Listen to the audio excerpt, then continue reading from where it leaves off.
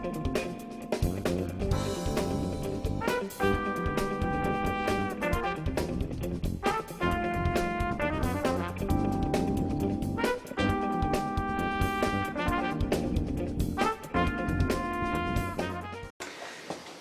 again, I'm Bob Colt, and we're continuing our conversations in Charlotte Public Schools.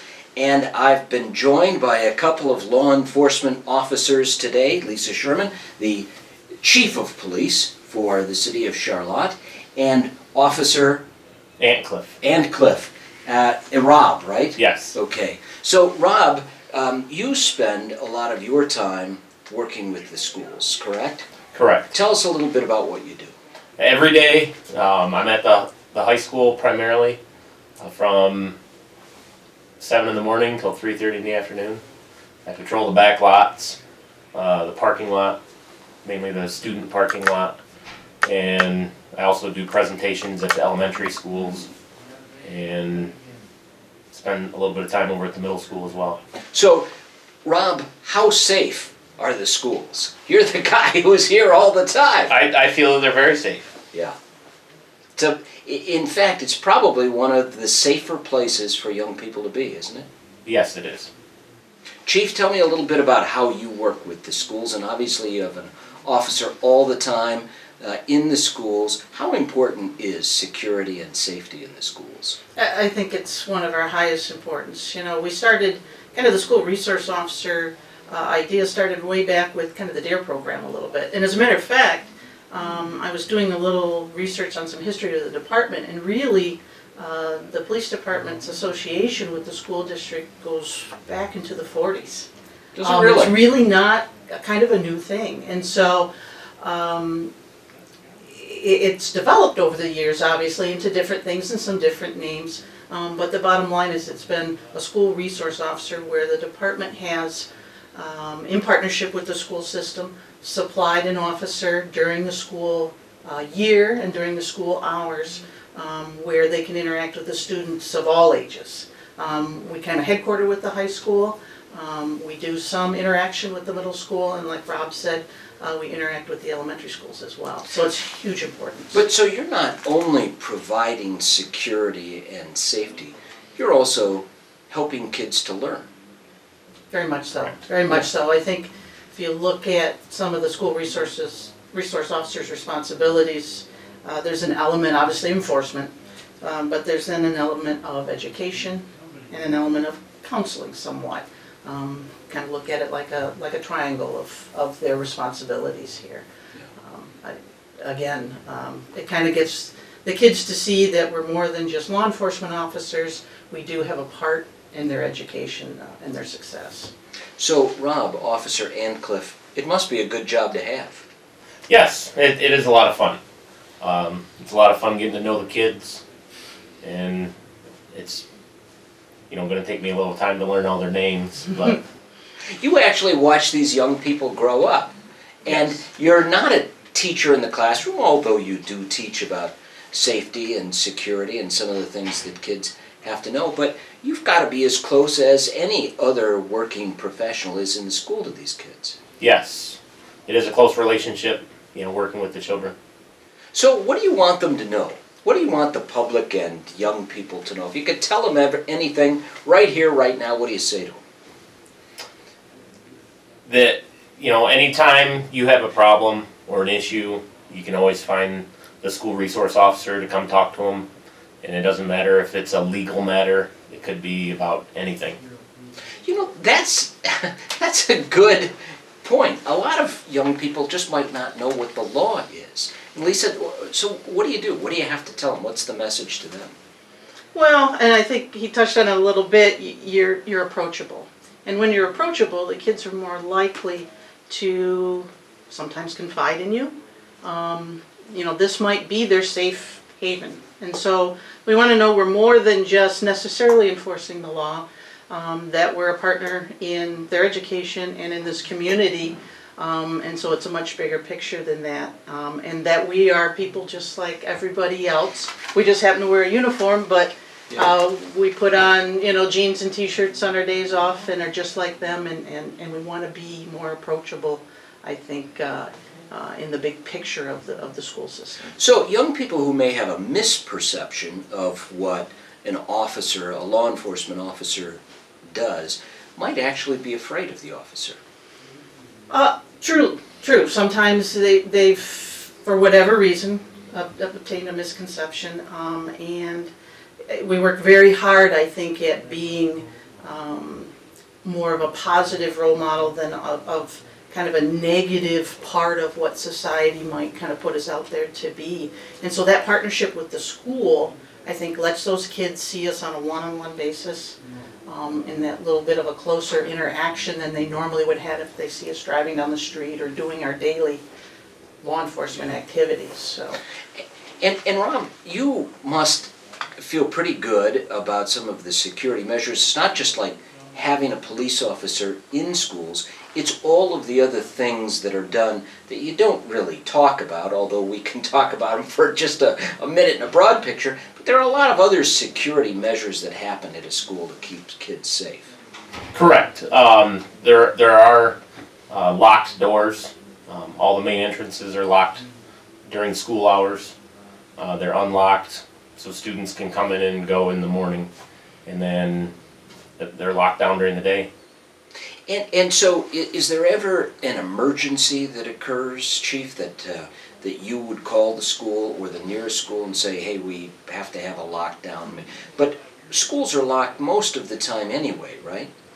that's correct, but there's a little extra added effort when we have a particular incident within a neighborhood of a school or within close proximity of school, where we will then notify the school, all right, on top of the locked doors like Rob explained, we need you to keep the kids in the classroom. Let's not exit at the time of breaks normally until we give you kind of an all clear, because we might have a particular incident or someone that we're looking for, and we don't want then you to go about your regular activities in the school until we can get that taken care of. And so there are procedures and there's practices in place.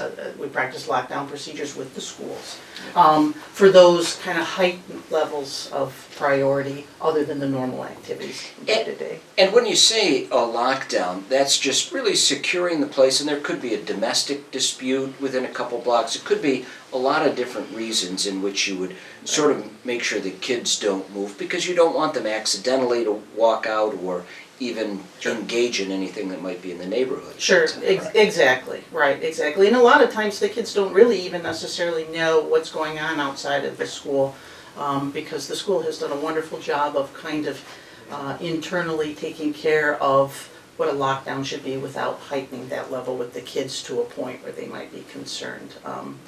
But we always make sure that we're communicating anytime that we have something within that close proximity of the school to just heighten their awareness. And I think any law enforcement officer has to wrestle with this whole idea of communication, because you do want to communicate proactively and positively to a lot of people that you work with, but you also can't tell them all the security measures or anything else. So that's a constant struggle, isn't it? It is a struggle, and I think we have some good conversations with the administration and the folks at the school district, and so we are able to communicate kind of pre-incident some of the things that we look for, some of the things that we're going to say when we call you and notify you. So we're able to do it in a way that we both understand without giving away some of the things that would make the security less secure, if so to speak. And so have there been robberies or things from school of property that cause greater awareness that have changed some security things in the past? I know other school districts have equipment like computers and other things they always have to track and take care of. Those are always things that are expensive and take special precaution. Right. And the school district has really heightened the level of how they keep track of those things. They have a security system that is, with cameras, that is second to none, quite frankly. And they have been hugely helpful, not only for our work outside of the school system, but also identifying some of the incidents that occur within the school day, and then after the school on the exterior during some other activities that might be out there. So the school has really taken the lead, I think, in stepping up those security measures, whether it be just through video surveillance, through identifying and locking down some of their computer systems and the access to that. They truly have taken the lead in some of that. Well, so Rob, I've got to believe that one officer can handle a lot of territory because of technology and video surveillance and everything that goes on.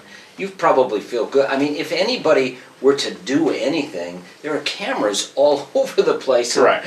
So you're probably recorded or probably seen in some way. It would be kind of strange for people not to understand that in this day and age of cameras, don't you think?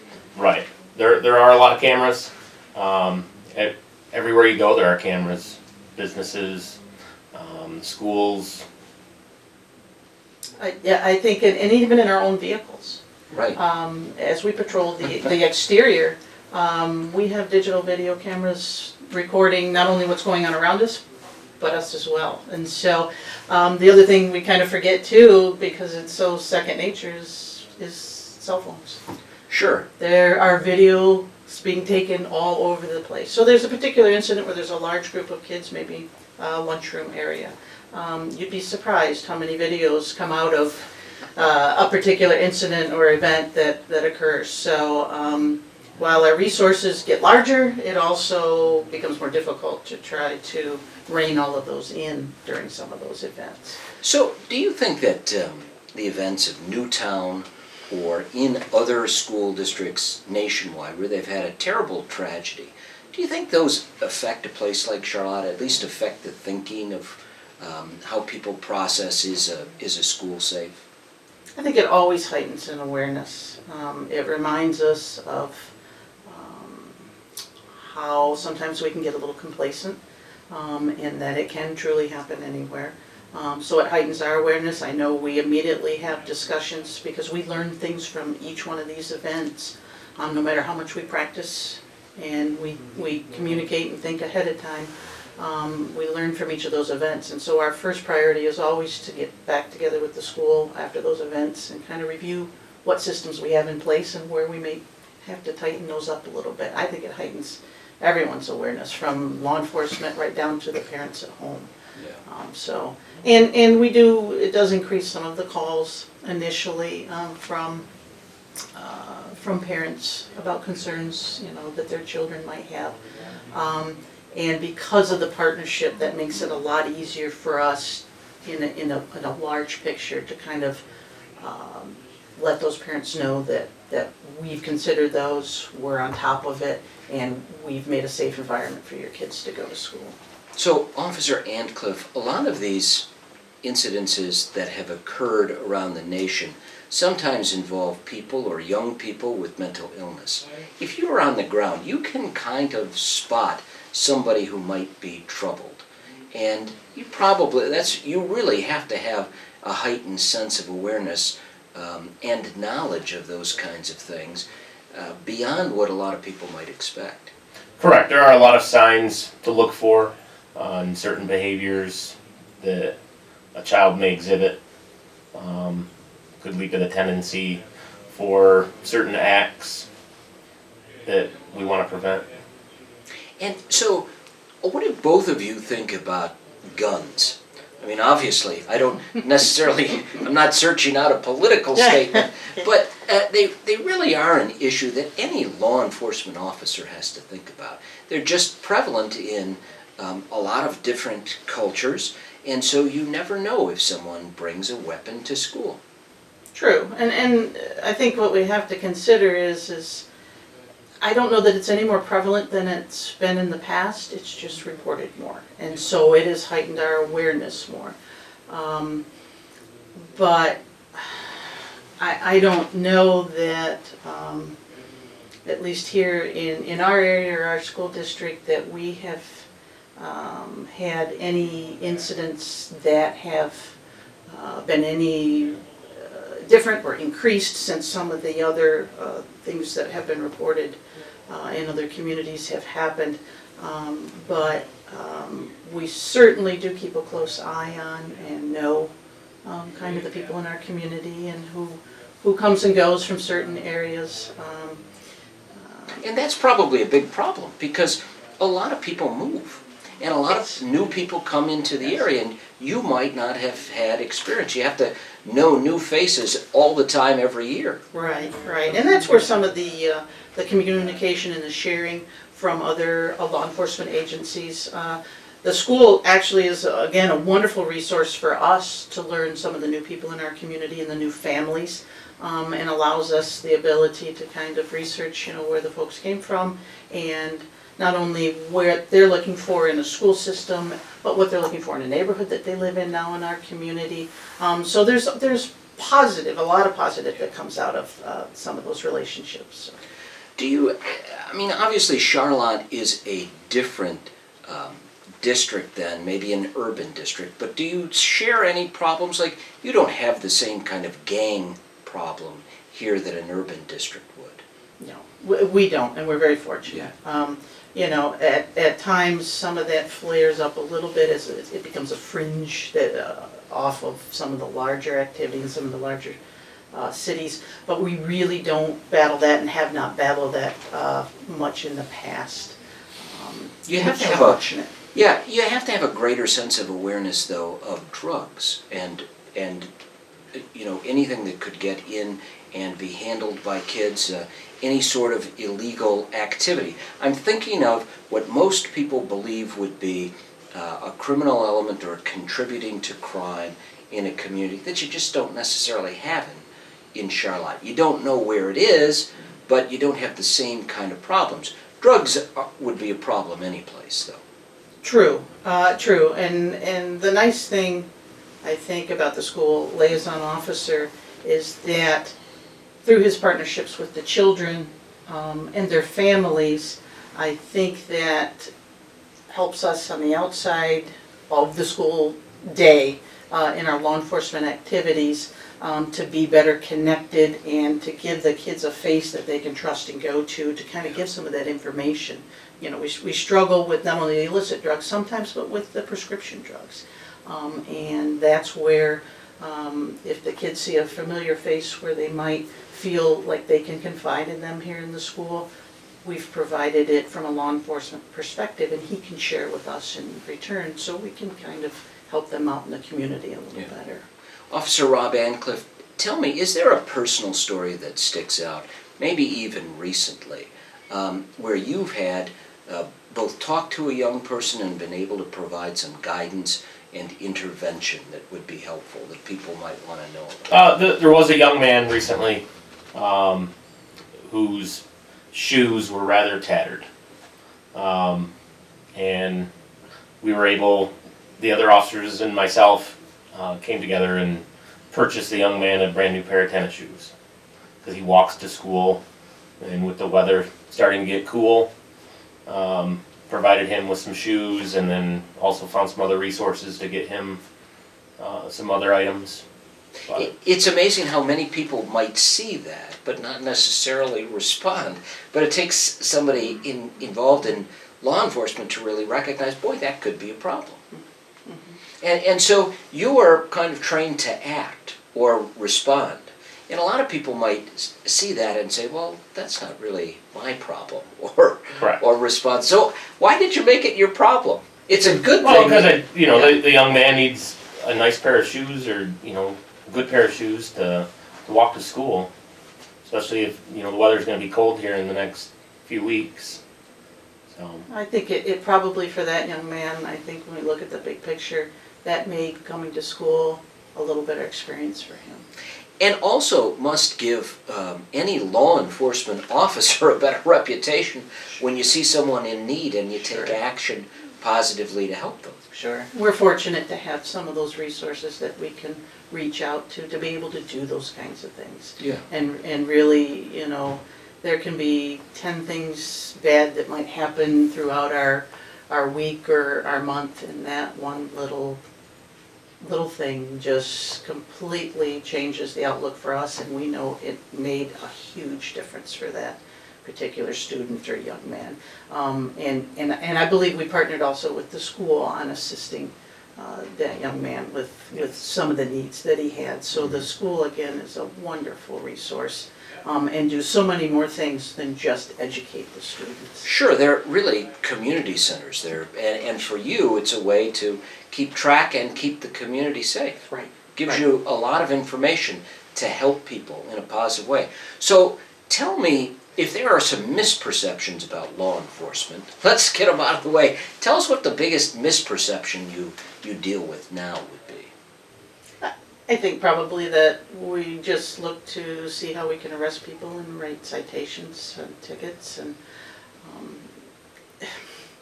unfortunately, I think that's perpetuated a little bit by the TV shows sometimes, because that's what gets Sure. viewers. They want to see action, and they really don't know that there's so much more to that, and that's really a small part of what we do each day. Our community involvement in so many ways is really a large part of what each officer does each and every day.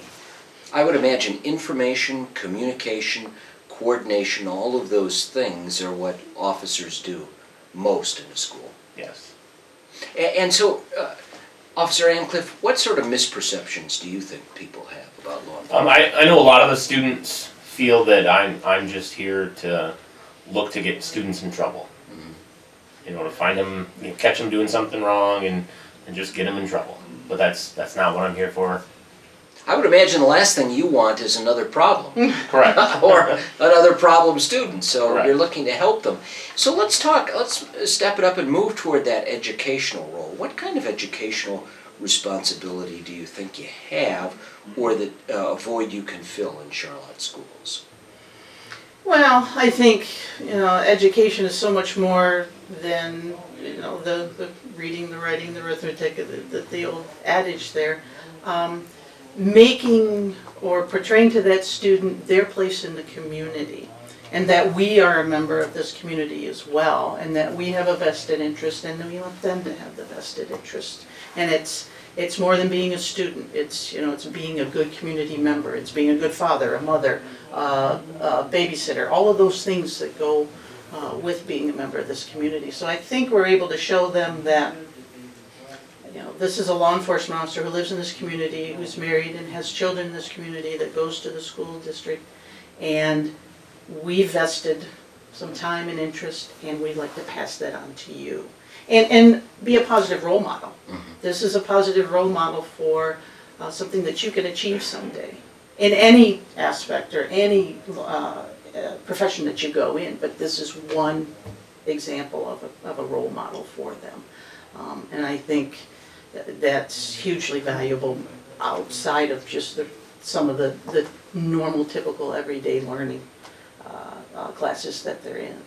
Well, the job that you have in law enforcement certainly is important, but and you share information with people all the time, young people and their parents. But what do you do to recruit? Because you want other good people to be engaged and consider law enforcement, don't you, as a possible future, and it is there for them. Right, right. And I think, again, by providing him to the school district as an example of a role model, we also have internships and try to identify through our interactions with the kids some of their interests in law enforcement, and tell them about the internships or ride-along programs that we have for those kids that are of age, and our partnerships with local colleges and academies.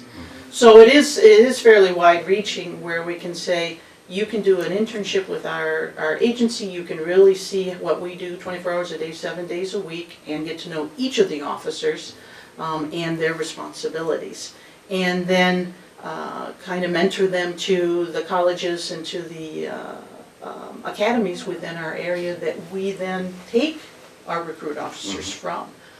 So this is kind of our first chance right here with an officer in the schools to give them some exposure to what might be their future profession. So, Rob, when did you become interested in law enforcement? Quite a while ago. When you were younger. Yes. So what interested you in getting into this business? And it is a business of security. It started with doing ride-alongs with a local police agency. So So that actually heightened your interest and you pursued it. How did you actually go about it? Because I think other young people who might be interested in being an officer would be interested to hear from you about how you kind of managed your career track. After high school, I was in the Army Reserves, and then from there I went to community college for about a year and a half, and then transferred to a 4-year university. Earned my bachelor's degree, and went through their police academy. And you said you've been here for some time. How long? I've been here a little over 8 years. 8 years. And you have kids Yes. in the schools? Yes. Great. So now they say, hey, that's not just Officer Antcliff, that's, somebody's dad. Right. Correct. Which is a great way to be involved. Chief, how did you get involved in law enforcement? I think right kind of out of high school, and I started taking some college classes and met some friends in law enforcement, and kind of changed my career path a little bit after doing some ride-alongs and getting to know some of those people. So finished my college career and went to the academy, and I have been with this department, I'm going in my 25th year. 25th year. So is this a good job for a woman? It's not something where we would see on TV that a lot of women actually do this job, because if you tune into cops, it's usually men out in the field, but you are a role model for women in this profession.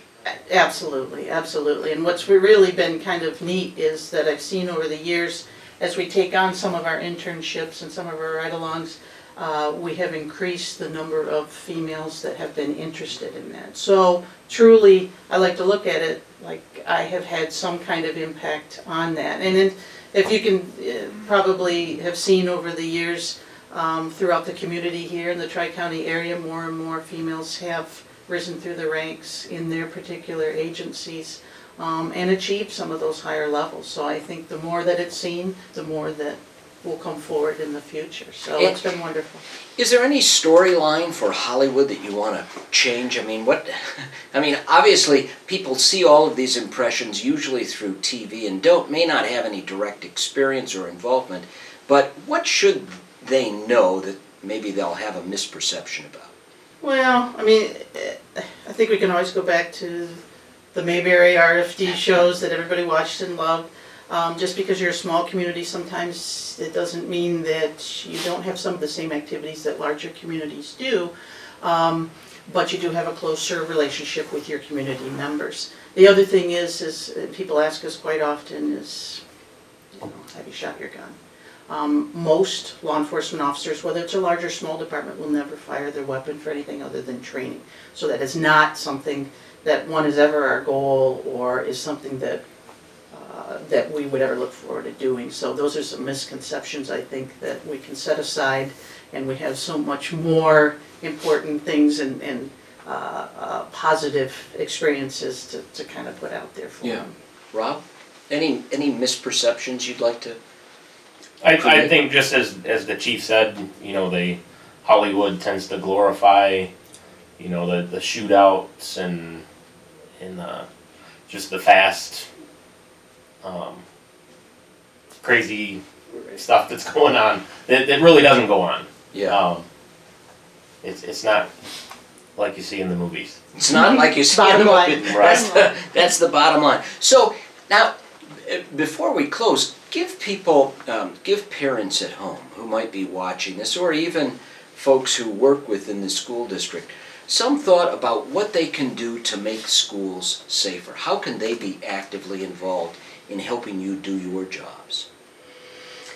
I think communication, and communication can be on a small scale, it can be on a large scale. Get to know the people in your community, get to know your neighbors, know your children. I think in a small community it's a little bit easier to kind of get out and have some of those activities.